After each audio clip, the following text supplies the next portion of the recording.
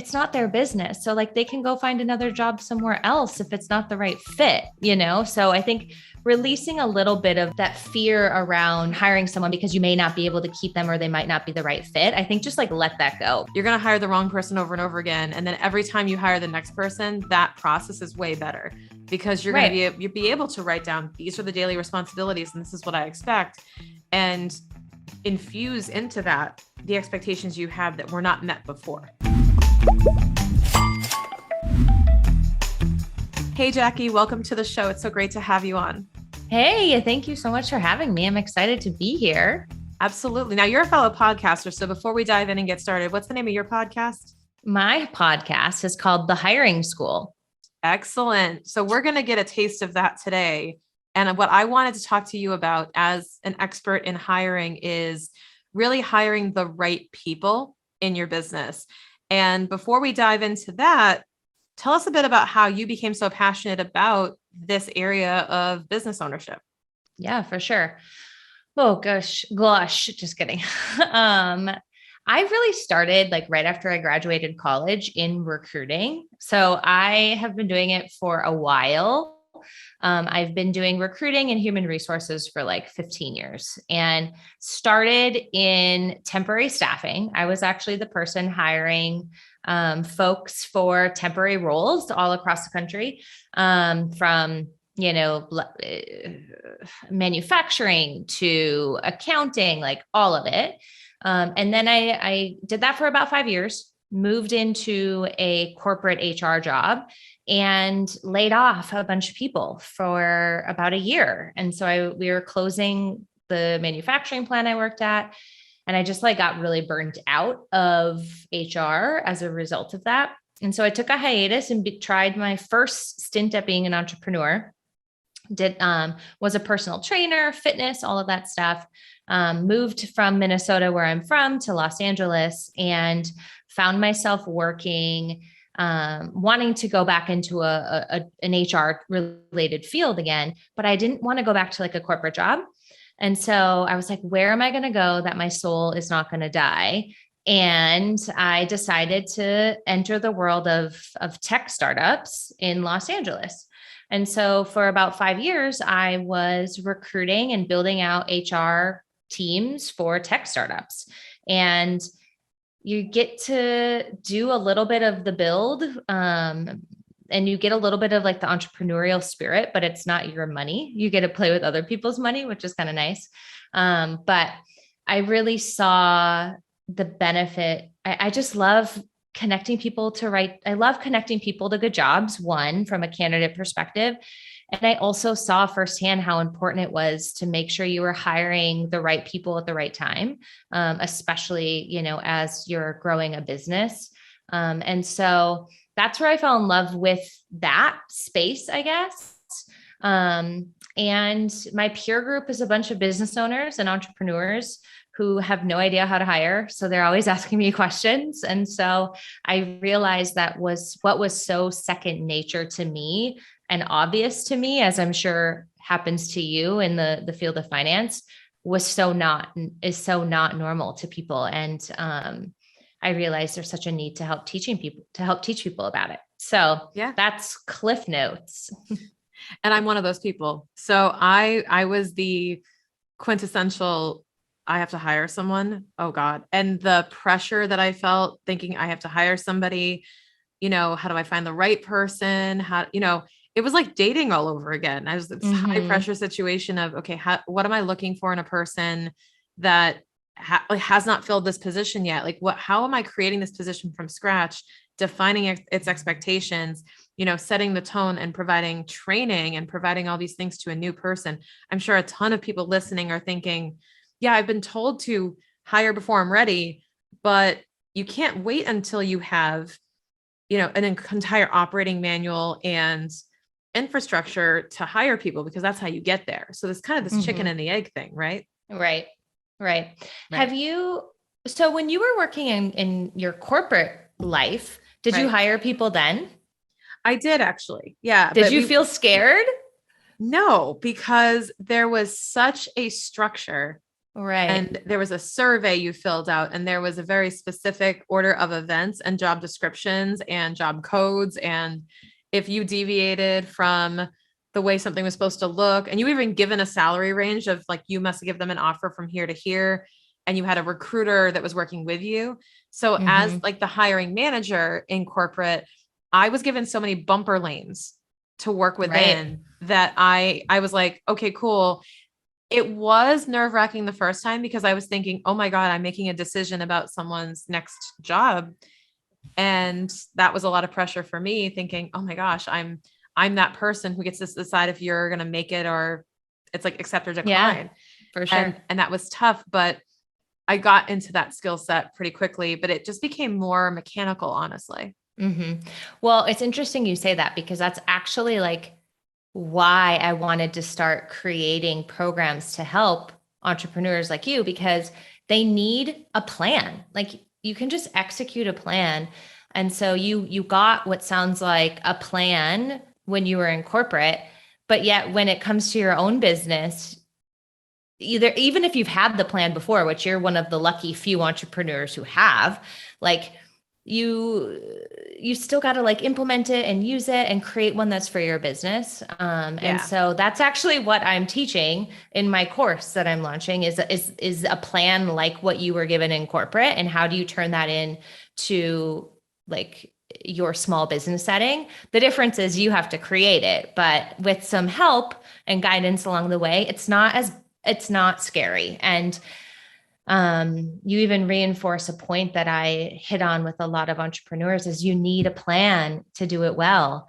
And I think, by the time you think you need to hire someone, you're like, I just need a body in here who can do anything. Like you don't put a lot of time in to prep for it. And so like, that's my hack. My hiring hack is like, you need a plan ahead of time on who you need to hire and the Mhm. process in which you're going to do it, which seems daunting and scary. But if you have a roadmap, it makes it a lot easier. Yeah. I compare it Um, to grocery shopping when you're not hungry yet. mhm. Totally, Don't wait till you're totally. starving to go to the Right. store and take literally anything off the shelf or order anything from the restaurant because you're just starving. It's like take a breath, plan ahead, and go in with a list of this is what I'm looking for. And Hmm. that was one thing that luckily I received through different masterminds and coaching. I received the advice to, you're going to hire eventually in the next 6 months to a year. You have no itch to hire yet, Shannon, but start envisioning yourself with an employee and who that is.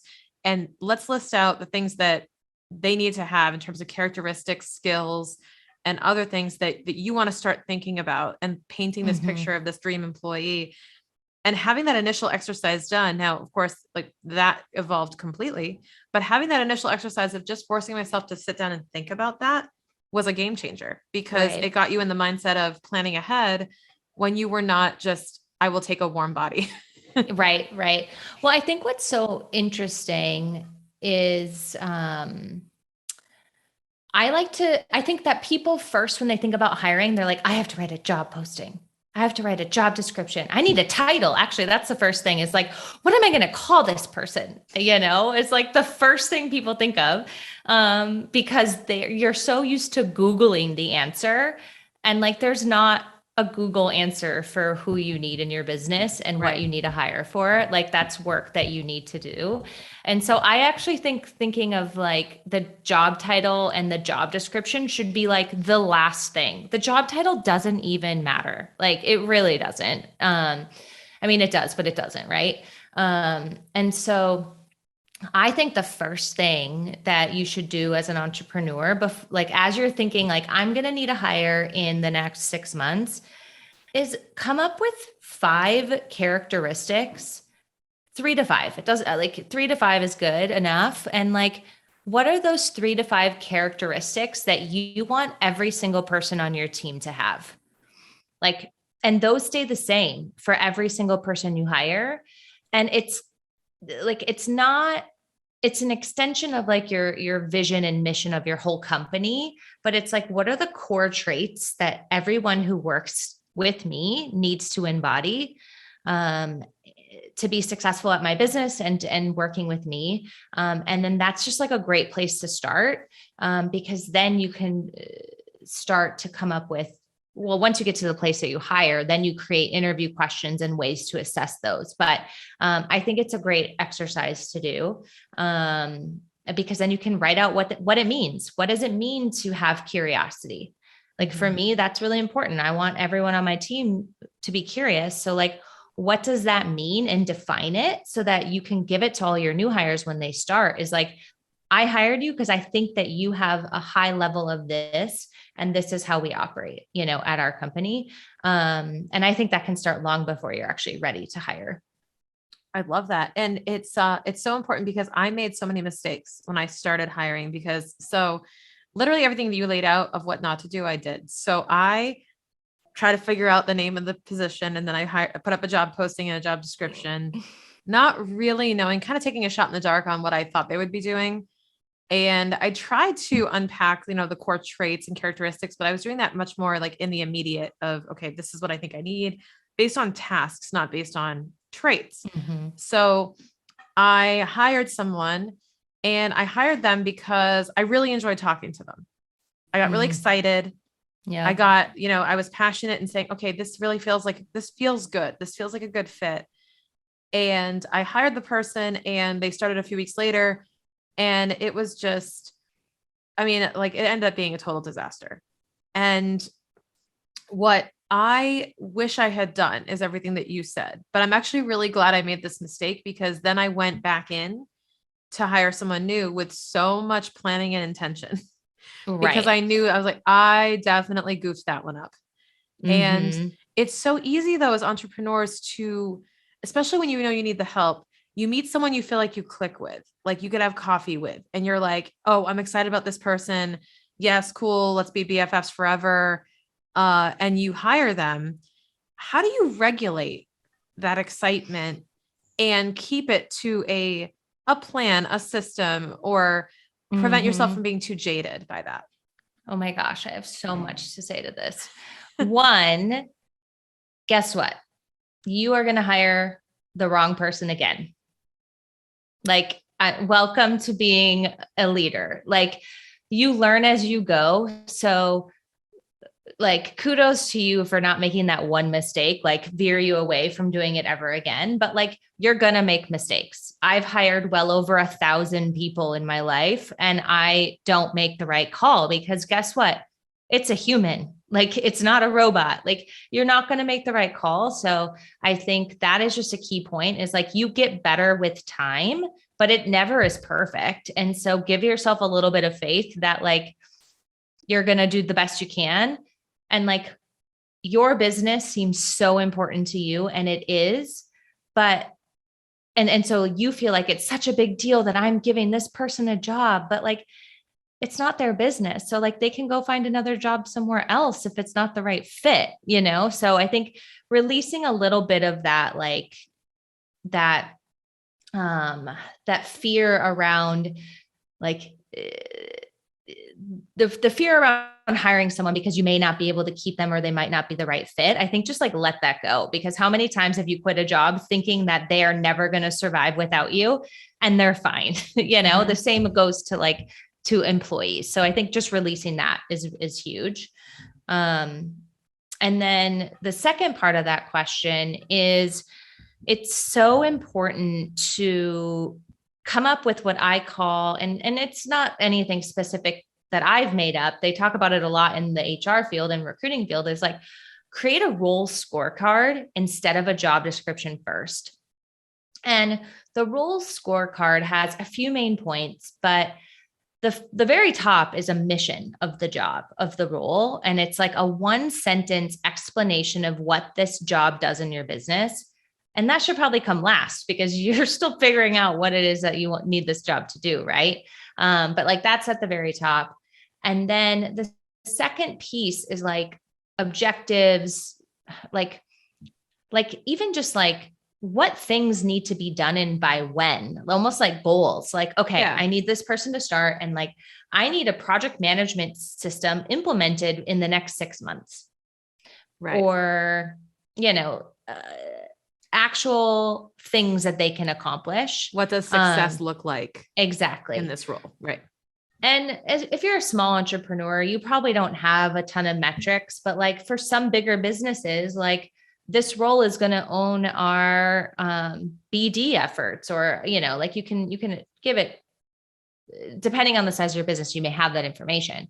Right. And then this is also assuming that you've already kind of done the exercise of figuring out what you need to hire for. So once you've done that exercise, then you can create, like, you already have your company core traits, right? That you want any employee to have.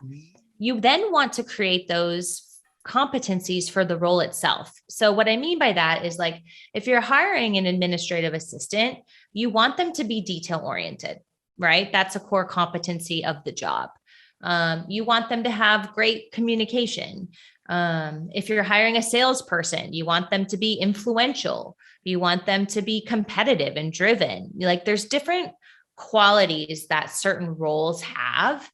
And then you can go out and create interview questions based on those things and pre-plan at what stage of the interview are you going to ask those things. So you make sure you cover them, right?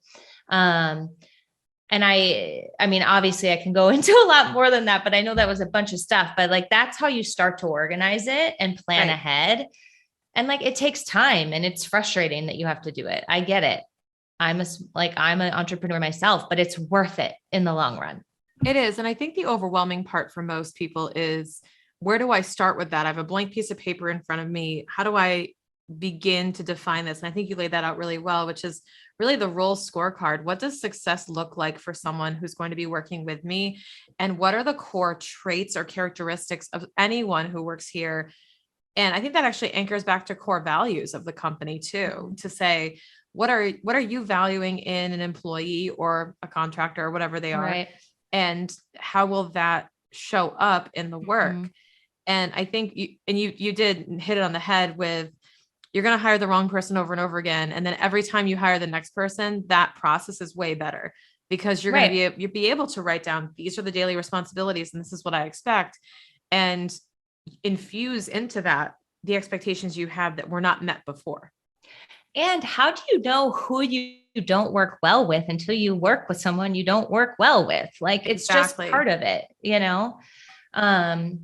And one exercise that I would like to offer the listeners, because a lot of them are maybe like you, or I don't know if you are in this place, but I'm sure you have been. I don't even know what I need to hire. Like, I need help. I don't know what I need to hire.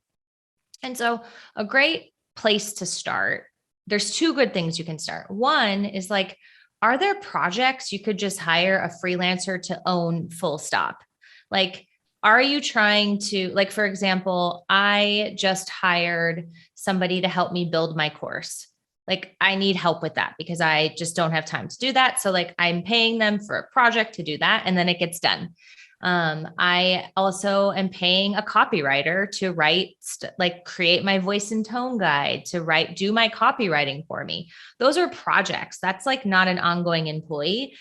So it gives me the ability to, like, try out onboarding someone to stuff in a way that's not like a long-term relationship with a lot less, commitment on both ends. Right. And I think people forget that that's also kind of hiring, or website development or whatever.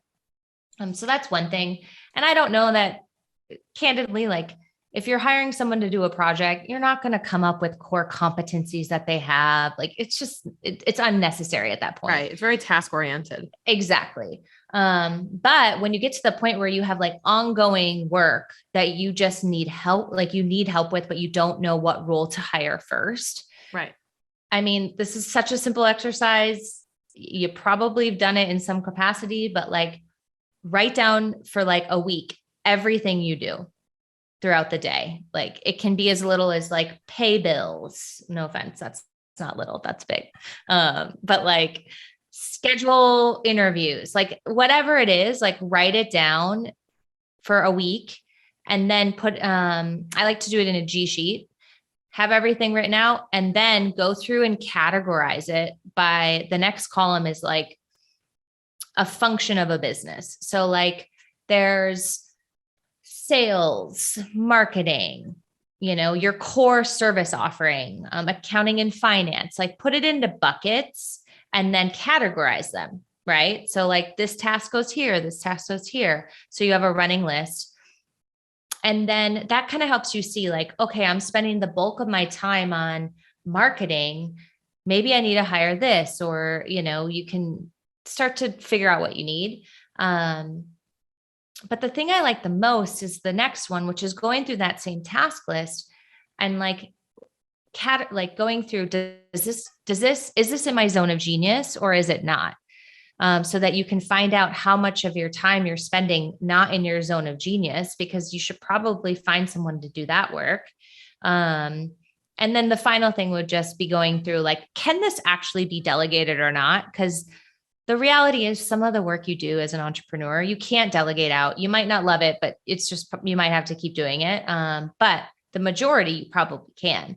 Right. So that at least helps you give a snapshot into like how you're spending your time and helps you kind of think about the first hire. And that so you can leverage your time more. Exactly. And when we talk about hiring, this is another thing that I think is a stigma with entrepreneurs, especially people like me who came from corporate. And I say, you got to hire somebody. And then my brain goes into that ridiculously long process to actually onboard a full-time employee, keep them busy, onboard, train them, all of these things. But in reality, as entrepreneurs, we're probably hiring a contractor or part-time help or limited hours or specifically project-oriented things. So when you say hiring someone, I actually don't associate, if you said, who is your first hire? I would say it was my operations admin that I have now, because that was the first person I recruited. Mm-hmm. And in reality, the first person I hired was my social media manager. Mm-hmm. But for me, I just purchased a service. Like I purchased a service from someone who did that, or podcast editing or copywriting or a sales page. I've actually hired so many people, but they run their own businesses and I didn't have to provide oversight.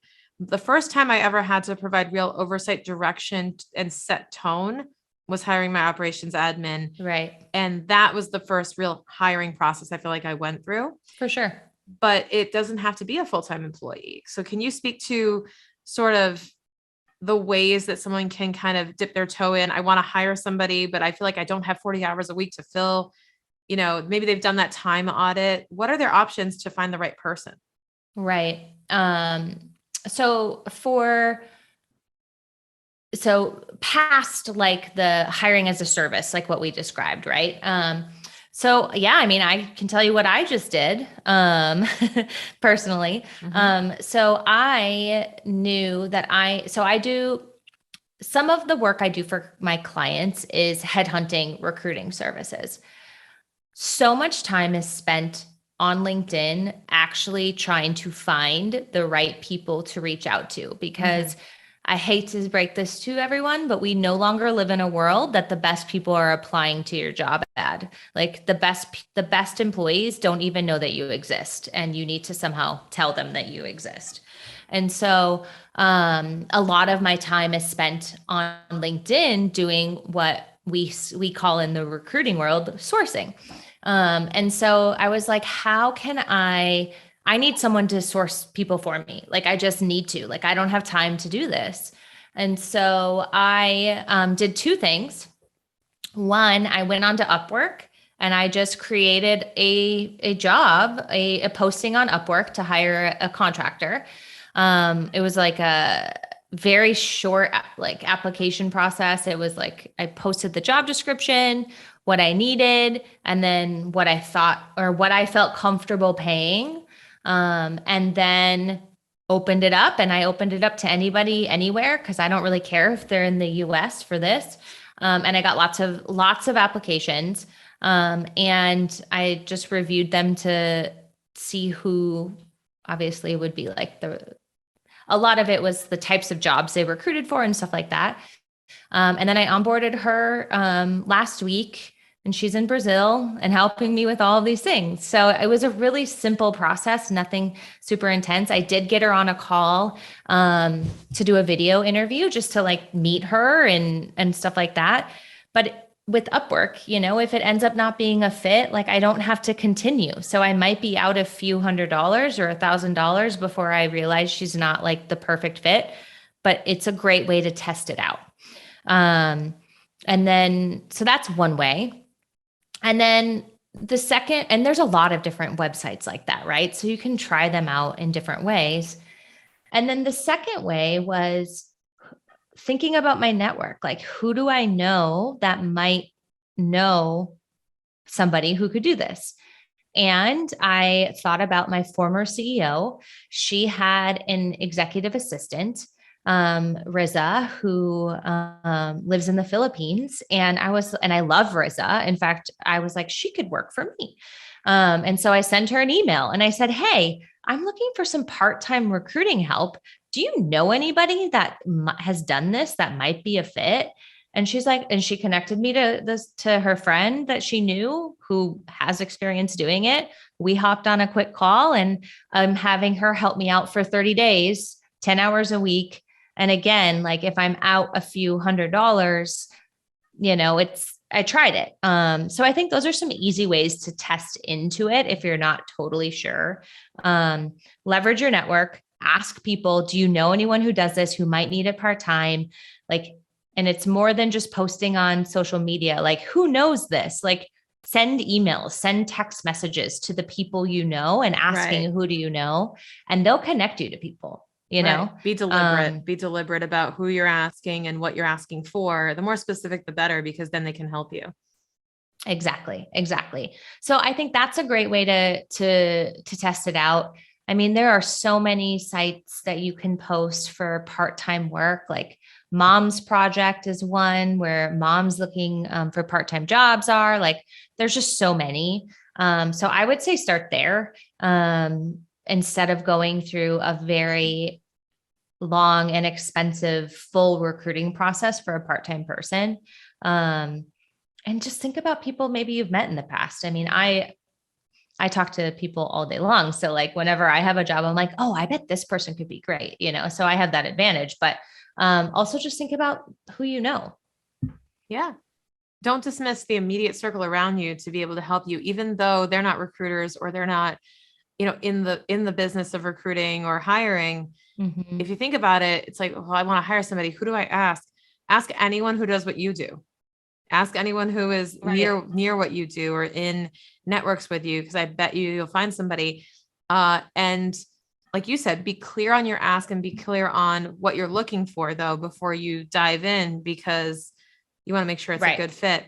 And that was one thing that I thought I did, but then I realized that I got the emotional reaction took over of, oh, I really like this person. This is going to be great. That is the other part I wanted to talk about in what you said. Do you mind if it's kind of switching gears a little bit, but go for it.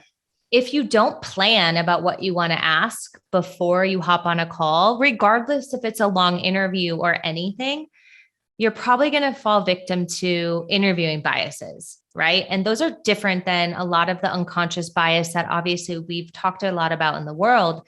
Like, certain ones exist in interviewing and you can't help it. Like, one of them is the like me bias. Right. We all like people who are like us, right? But they might not be the right person for your business. And so if you're not prepped with what you want to ask for, you like, maybe she's wearing your like shoes you love that you've wanted forever. And you're like, oh my gosh, I love her. Well, just because you love her shoes doesn't mean she can do the job, right. But we're just humans. That's what we do. There's also like, this is a joke, but also legitimately true. Like, there's I'm having a bad day bias. Like, if you're in a bad mood, you're going to interpret your interview, every interaction you have with another human that day, in a different way. So if you're not prepared ahead of time, that will affect you. Yeah. There's also things like recency bias, which is how the candidate last job, no matter how long it is, seems to be exactly like what you need. So you just assume that they're going to be a good fit for the job, even though maybe they've only been doing it for a year. So there's a lot of things that come into it. There's a bunch of interviewing bias, but those are like the big ones that stand out to me. Or even education bias, I guess, is another one, especially as an entrepreneur. Just because someone has a software engineering degree doesn't mean they're a good software engineer, or just because they went to, an Ivy League school doesn't mean they are a certain way or not. Like some people refuse to hire anyone with a master's degree because they have opinions about those types of people. Others only hire people from their alma mater. And that doesn't always work. So there's just a lot of things that come into the decision making if you don't prep ahead of time. And it honestly, the way I felt, it was a lot of pressure to be conscious of those biases. And the other thing too is if I can't, I want someone with let's say a software engineering degree I want someone who's a good software engineer. And I see somebody who has a degree. I would think that, that's an indicator that they're probably good at this versus someone who doesn't have one. Right. So there's a really blurry line between qualification and, indulging biases, because it's almost like, well, why do I have the resume, Jackie, if I have to question everything on there and almost prove it to be true? Right. Why am I even reviewing resumes? Can I even trust anything anymore? What are the dramatic. It's so, I know, but it's one of those things where what can I rely on? What should I rely on? If not indulging those biases, what are the areas of focus that you recommend to avoid that while also getting an effective experience out of the interview? Right. For sure. I mean, it's not that you shouldn't trust everything that's on a resume, right? That's not what that's not what we're talking about. And I know, you know that. Yeah. But I think it's more or less making sure you come prepared with 3 or 4 core things you want to learn about from them, that are the same across all candidates. So that you're asking everybody at least some of the same things, because everyone is different. So the conversation is not going to be 100% the same for everybody, right? But if you do have some of the core questions, and make sure you're asking the same things to multiple people so that then you can compare them to one another. And I think it all goes back to the scorecard, right? It's like asking questions about the scorecard. And that will help make sure you cover stuff outside of just liking the person or feeling like you'd be able to work really well with them. But that's an important piece too. So I don't want to discredit that. You don't want someone can be super skilled and you just hate working with them. Yeah, true. And that's not going to work either. It goes both ways. How would you recommend, do you have any tips when it comes to the recruiting process with regard to how you execute it? And by that, I mean, let's say rules, I'll call them, that are no more than X interviews a day, or group interviews, case studies, question-based, having a strategy going in on how you want to interview these folks and how to make sure that you're present, that you're, absorbing all of it. Because like you said, you're having a bad day, you might actually be better off rescheduling the interview if you know that you're not going to be able to, participate in it effectively. What are some of the tips that you have for folks in terms of how they can do things like that? Yeah. Oof. It depends on the role. Well, right? It depends on the role. It really depends on the role. But my oof comes from what I would have told you before we were in the hardest recruiting time. We are in the hardest recruiting market I've ever seen. Right. So what I would have told you 2 years ago is so different than what I'm going to tell you now. And so that's part of it. I would love for you to be able to have it where for a week you collect applications, and then the next week you do phone screens, and the next week you do, you batch them, because that's quite honestly the easiest. But we don't live in a world where that works. If you wait 2 weeks to get back to somebody, they found a new job and you missed out on someone because you were trying to make it easier for you.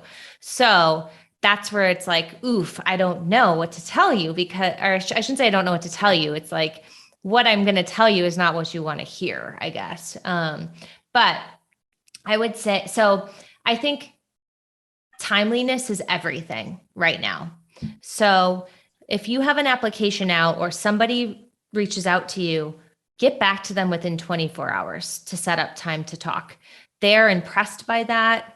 And it's important. And then, so that would be like my first tip. Like if you see somebody come in and you're like, oh my God, they're great. Like you don't have to play the dating game. Like, do I have to wait a day to respond so they don't know I'm desperate? Like respond, like they don't care, you know? So that would be the first tip. I'm just picturing that saying, I have to wait 3 days and then I'm actually picturing this and going, you wait 3 days, they're gone. Exactly. They want a response same day or the next day, or they figure you found somebody else. Exactly. And then, I mean, it's so true. Some people are, well, I do think there's some people who are like, oh, if they really want the job, like, I don't know, gone are those days. If that's your stance on things, you're never going to hire anyone. But, okay. So I would say timely responses. And then there's a lot of tools you can use to help in the interview process and the whole hiring process in general. If you have the time, the money to invest in like an applicant tracking system that makes the process simpler. So there's a lot of them out there that you can pay for to be able to like post your job and get an application and track all of your candidates in, which is really nice. One I love is called Workable. So that would be a tip, is if you can implement that, that helps you at least like manage the workflow a little bit. And I would say a good rule of thumb is to meet with the person twice. I like to do quick phone interviews because it gives you time to kind of get to know them a little bit and then decide if you want to talk to, it allows you to get off the phone with them quicker if you quickly learn they're not a good fit. And then it also gives you time so that you can dig into stuff a little bit more on a second call. And so I usually do second video interviews because I really think seeing someone face like in a screen makes a big difference. And then if you do have somebody else on your team who knows you well, or a good friend or a peer, have that person do an interview as well, just to see, like, do I really think this person will work well with you? So those would be some tips. I don't know if those are super helpful, but that's what comes to mind right now. Hopefully next year can be a little different. Yeah, I hope it does change. And what you said was super important, which is, it all anchors back to having that plan, but it's really about acting quickly and intentionally and knowing what you want. So when you see it, you can say, yes, I want to move forward, and having a structure of, I'm going to do, a short phone interview, this type of interview. And it also helps to establish that, is what I found, and lay out that expectation from the onset. So like they apply and say, we're going to do a quick interview. And then you may not tell them that you're going to do a second one. What if they don't get there? Right. But then when you finish the first one, you decide you want to go to a second, to say the next step is, because then they're not wondering when they're going to get a call or what they're going to say. So everyone will continue to search for work until they get a confirmation, right? And the contract in hand. So you want to make sure that you're super clear about your intentions moving forward, or they're going to find something else. Mm-hmm. Another thing I do think is important is I do think it is important to share the full interview process with them in that first call. Because if they are a good fit and it's going to be a week and a half, they know, and they usually will tell you, like, if they really like your job, they'll be like, hey, I know you said it's probably going to be another week and a half, but like I have an offer pending and I would really love to escalate the process if we can. But if you don't like give them a timeline on when you expect, they're going to think you went with someone else or what have you. And so the more comfortable they feel keeping you up to date with other jobs they're interviewing for, you can, like, I've done that that's a good sign so many times, right? Like, oh my gosh, they have an offer. Like, can we get this interview done tomorrow so that we can get an offer out on the weekend? Like, things like that happen. So I think that's super, super good. And then I guess my last tip is for people you speak with, shoot them an email and let them know that you've decided to move forward with someone else.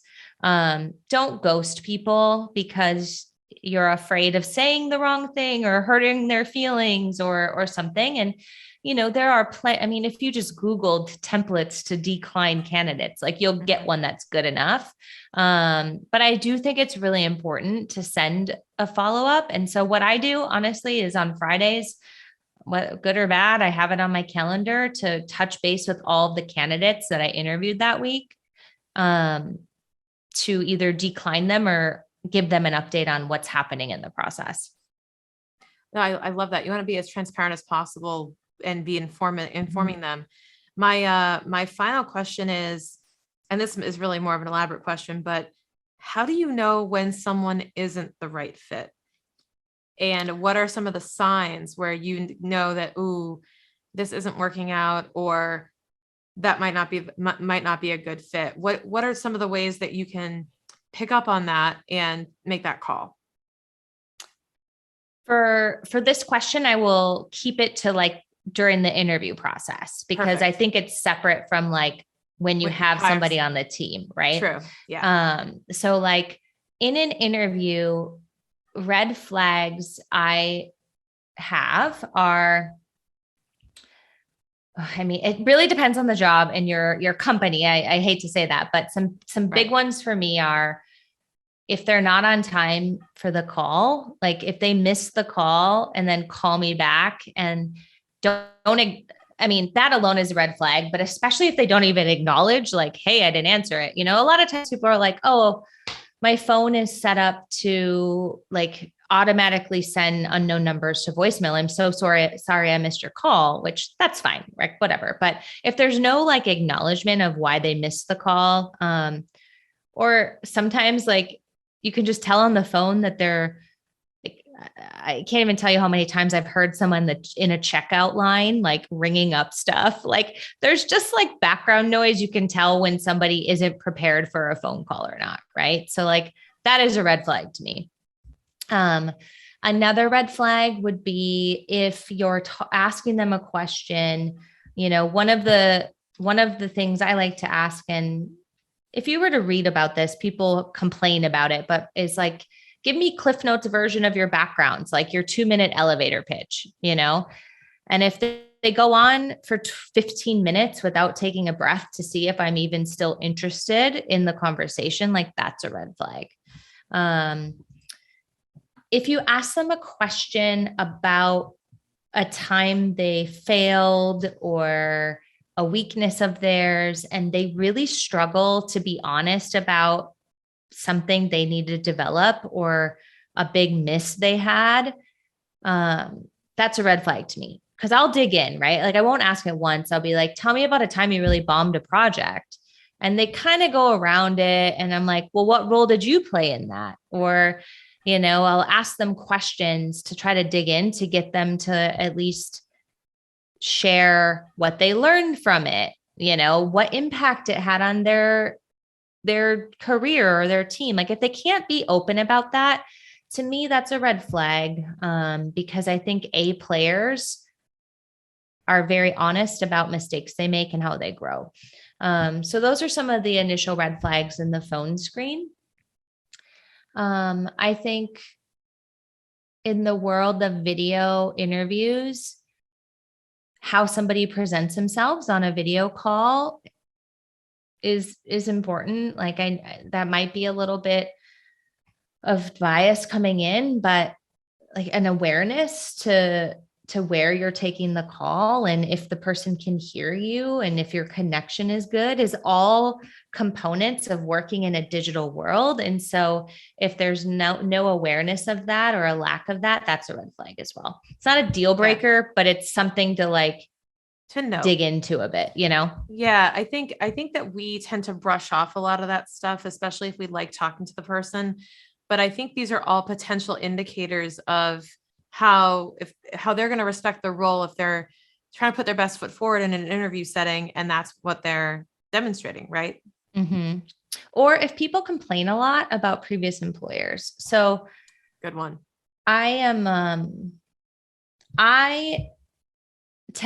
people tend to like me, especially on interviews. And I think it's because I don't come across as like, I'm the boss and you're interviewing with me. Like somehow, if you can find a way to make people trust you a little bit more and let their guard down, they tend to tell you things that you're like, why are you telling me this on an interview? And I know that might sound mean or manipulative, but like, if that's how they're going to be at work, right? Like, so if you can figure out a way to do that, and that just comes with practice, like I leave many interviews where I'm like, wow, they really trusted me. And I feel bad that they told me this, but like, if they're going to tell me in an interview and forget that they're interviewing, like, how are they going to act at work? So those are some things. Those are really helpful, Jackie. Thank you. Mm-hmm. So tell us more about Hiring School and how folks can learn more about it, learn more about working with you and what you offer. Yeah, absolutely. So super exciting stuff in the works that's been on my heart for a long time, and it's finally going to be out to the world. I am launching my podcast coming very soon, the end of March, and it's called The Hiring School. It'll be available everywhere where you can find podcasts. And then I do have my broader business, People Principles, where I have all of the stuff that my company offers. It's education arm, which is the hiring school, and then also recruiting services. If your company needs somebody to recruit for them, I have a recruiting agency. And then I also do fractional HR people operations for some companies. So people can find me at peopleprinciples.co and the hiring school on Apple Podcasts. Perfect. So make sure you're checking out the podcast, because by the time this airs, that will be live. Yay. So we will be able to go listen, and we'll make sure we put a link in the show notes for you to go subscribe to Jackie's podcast and go give her a rating and review, because especially new podcasts, they always need ratings and reviews to boost them up in the ranks. So let's help Jackie out and give her a rating and review after you give us one, of course, as well. So make sure you're forward. Yes, exactly. We just want to say thank you so much, Jackie, for hopping on the show and sharing all of your knowledge. I think this is such an important topic for entrepreneurs everywhere, and something that is really hard for a lot of folks to implement, but with the right plan, the right guidance, I think it's really helpful. So thank you so much for being on today. Of course. Thank you so much. All right. We'll see you soon.